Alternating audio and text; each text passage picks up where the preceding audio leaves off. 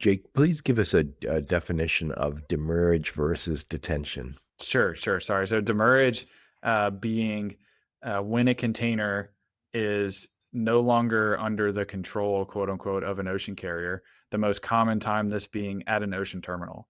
And so if a container is booked from port to port, say it starts in Shanghai and it comes to Los Angeles, and then in Los Angeles, as the BCO, I'm responsible for sending a trucker to pick up that container. If I leave the container at that terminal for too long, then I'm going to be charged demurrage. So I get some free time though, right? Most of the time you'll get 3 or 4 days for that container to be at the terminal before you pick it up, that it's totally free. And then every day thereafter, when it sits at that terminal, you get charged a certain amount of money.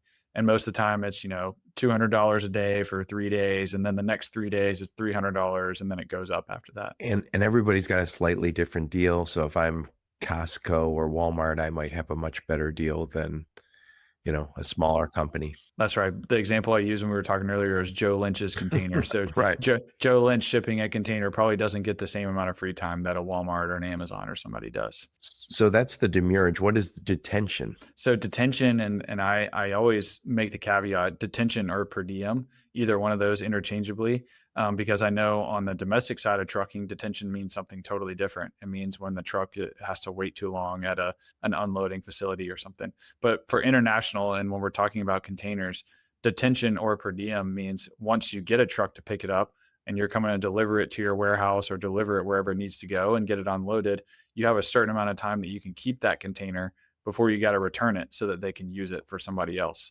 And so when you're taking their equipment and you have it out to be unloaded and those kind of things, they need it back because that's a part of their operational infrastructure. And so if you keep it out too long, then they're going to start charging you money for that. So in some regards, the demurrage is kind of rent, so to speak, on the physical space at the port, because the port is a big place, but they don't want your stuff sitting there. And the detention relates more to the container. Somebody owns that container and they want it moving efficiently across.